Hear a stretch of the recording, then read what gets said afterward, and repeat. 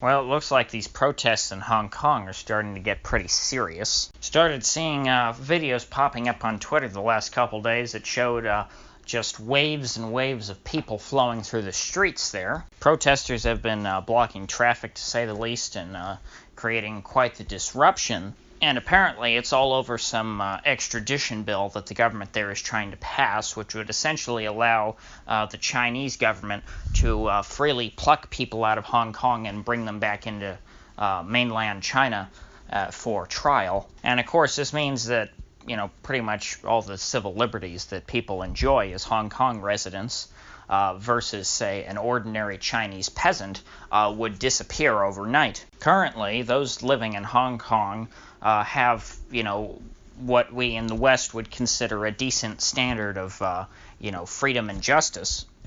This is because Hong Kong, before was handed over in like 1997 back to the Chinese, was a British colony for 100 years, and in that time they established, British common law and due process and all sorts of things that we, consider to be pretty typical here in the West. And so the British made the Chinese sign an agreement in 1984 if they were going to hand back Hong Kong to the Chinese, since the British technically had a 99-year lease from the Emperor of China, even though, well, sidebar, but the British really should have been handing back Hong Kong to the Emperor of China, who does exist, the heir to the throne, because that's who they signed the agreement with. They did not sign any agreement with the Communist government in China, which is a totally separate entity. They just happen to be in the same place and have the same capital.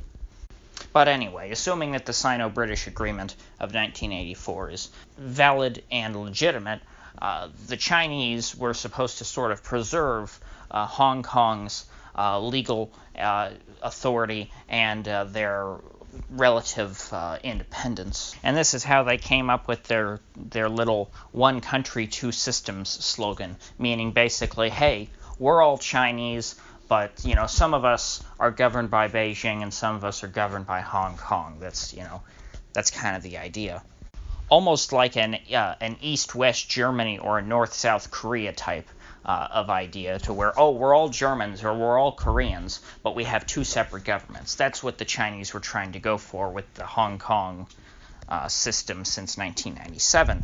However, they have slowly over time been trying to erode that because, of course, the Chinese don't want to be held back by some agreement with the British. They want to be able to govern what they see as their own country, and they want to treat their citizens however they see fit.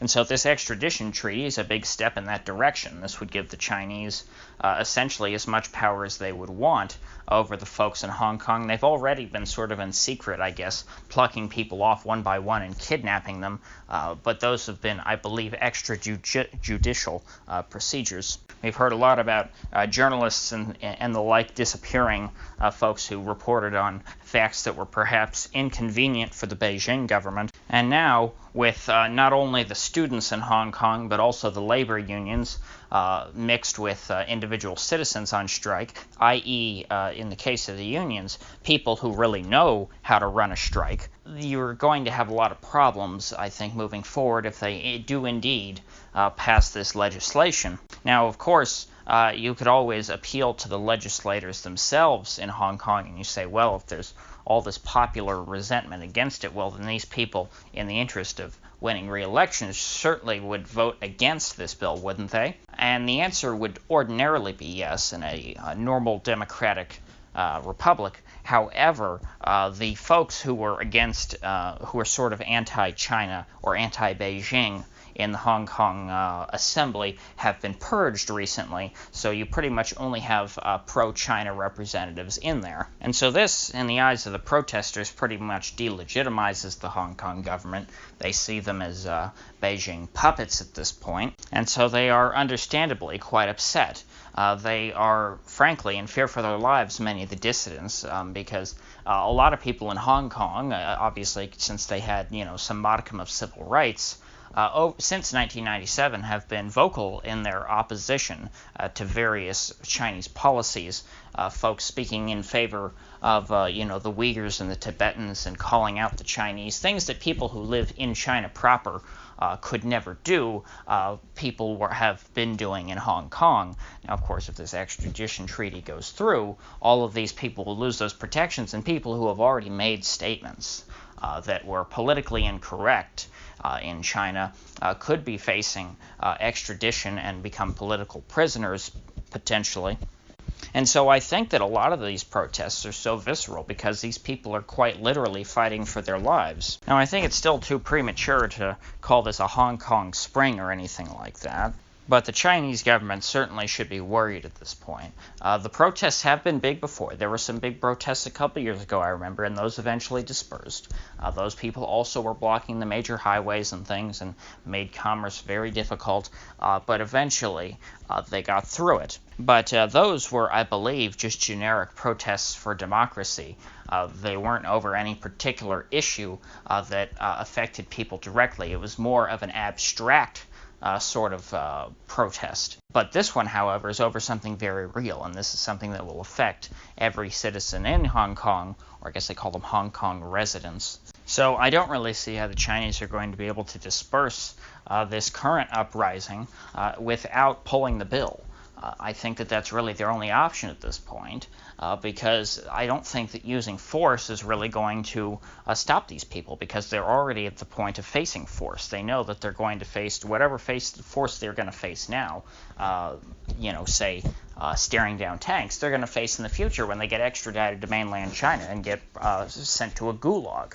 So they have nothing left to lose at this point. Now, the Hong Kong government, which is, of course, pro-Beijing, is pretty much unfazed as of yet. They still claim that they're going to go full steam ahead with this bill, and in fact, they seem to be escalating the process, or expediting it, so the bill will get passed even quicker. And this is only going to intensify the protests further, because if the bill actually passes, well, then I think that the population probably will be inconsolable.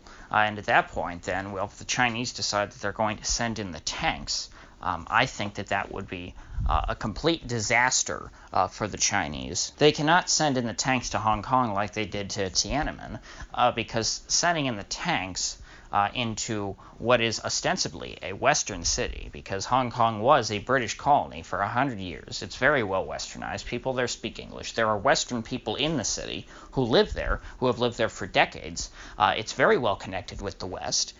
It would be a complete nightmare for the Chinese government, because this would get reported on every nightly news segment across the world, from CBS, ABC, NBC, BBC, CNN, Fox News, all those. This would be the top news everywhere in the world if the Chinese started suddenly slaughtering protesters in Hong Kong. And the reason is that this is, like I said, this is in the first world. This is not in the second world. This is somewhere that people in the West will care about and can relate to. You kill a bunch of people in Tiananmen Square. Well, nobody in the West had really heard of Tiananmen Square. Nobody had really been to China, because China was a communist country, and people understood that the communist countries just murdered their citizens. That just sort of happened. But murdering Hong Kongers, well, that's those are full people. There's a sense in the West that folks in underdeveloped countries or in communist countries are less than human, or at least that's how they're thought of. It's not necessarily an intentional thing. But people in first world countries, they're thought of as fully human, and a life is a life, and that'll become a big nightmare, and there are going to be a lot of pressure on governments to push back against the Chinese. There could be, an escalate. You could go from having a trade war with China to sanctions on China. And I don't think that that's necessarily out of the question. Now, I'd have to imagine that the Chinese know this, that they know that there is a red line that they cannot cross in Hong Kong, and frankly, they'd be better off, to a certain extent, just giving the protesters what they want, because I see no other option at this point. So, if you gained anything of value out of this video, I'd appreciate you clicking that like button and subscribing, and if you do subscribe, please do click the bell, because I do upload every day, and I'd hate to have you miss one. So I'll see you back here tomorrow.